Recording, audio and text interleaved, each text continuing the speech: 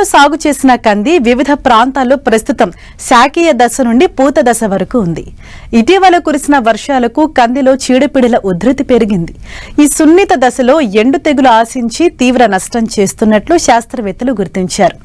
వీటి నివారణకు చేపట్టాల్సిన సమగ్ర సస్యరక్షణ చర్యల గురించి ఇప్పుడు తెలుసుకుందాం.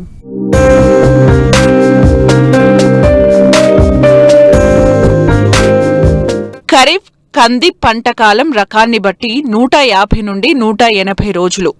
జూలై నుంచి ఆగస్టు వరకు విత్తిన ఈ పంట చాలా ప్రాంతాల్లో శాకీయ దశ నుంచి పూత దశ వరకు ఉంది. డిసెంబర్ నెలాఖరు వరకు పూత వృద్ధి చెందే అవకాశం ఉంది. అయితే ఇటీవల కురిసిన వర్షాల కారణంగా చేలల్లో నీరు నిలిచి చీడపీడలు ఆశించినట్లు శాస్త్రవేత్తలు గుర్తించారు.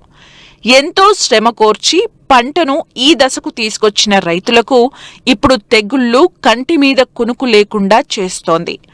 ఉమ్మడి కరీంనగర్ జిల్లాలోని అనేక మండలాల్లో వేసిన కంది పంటలో ఎండు తెగులు సోకటంతో దిగుబడికి తీవ్ర నష్టం వాటిల్లుతోంది.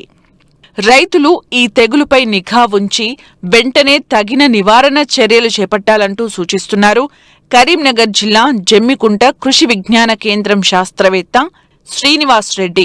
దాదాపుగా చూసినట్లయితే ఈ యొక్క కంది పంట కూడా ప్రధానమైన పంటగా చెప్పుకోవచ్చు. ఈ కంది పంట చూసినట్లయితే గత 10 రోజులుగా కురుస్తున్న వర్షాల వల్ల అక్కడక్కడ మనకు చూసినట్లయితే వడిలిపోయి ఎండిపోయినట్టు కనబడుతూ ఉంటుంది. దీన్ని మనం విల్ట్ ఎండు తెగులు అని చెప్పేసి కూడా మనం గమనించవచ్చును.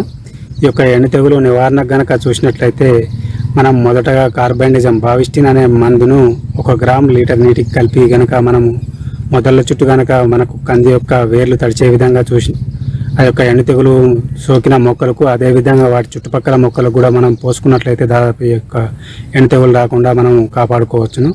అదేవిధంగా బ్లైటాక్స్ అదేవిధంగా కాపరాక్సిక్లోరైడ్ అనే మందును కూడా మనము 3 గ్రాములు లీటర్ నీటికి కలిపి కనుక ఈ యొక్క ఎండు తెగులు సోకిన మొక్కలకు వేర్లు తడిచే విధంగా పోసినట్లయితే ఈ యొక్క ఎండు తెగులు రాకుండా మనము కంది పంటను కాపాడుకోవచ్చును. అదేవిధంగా మనం చూసినట్లయితే ఈ యొక్క ఎండు తెగులు రాకముందే కనుక మనము తగిన చర్యలు కనుక తీసుకున్నట్లయితే ఈ యొక్క ట్రైకోడర్మా విరిడి అనే జీవశిలీంద్రనాశిని మనము ఒక 2 నుంచి 3 కిలోలు కనుక తీసుకొని దాన్ని 80 నుంచి 100 కిలోల మాగిన పశువుల పేడలు కనుక కలిపి 15 నుంచి 20 రోజులు వృద్ధి చేసుకొని కనుక మనము ఈ యొక్క దుక్కిలో తేమ ఉన్నప్పుడే కనుక మనం ఈ యొక్క కంది పంటలో చల్లుకున్నట్లయితే దాదాపు ఈ యొక్క ట్రైకోడర్మా విరిడి అనే శిలీంద్రం మనం ఎండు తెగులను కలగజేసే శిలీంద్రంను కనుక చంపేసి ఈ యొక్క ఎండు తెగులు రాకుండా మనం కంది పంటను కాపాడుకోవచ్చును.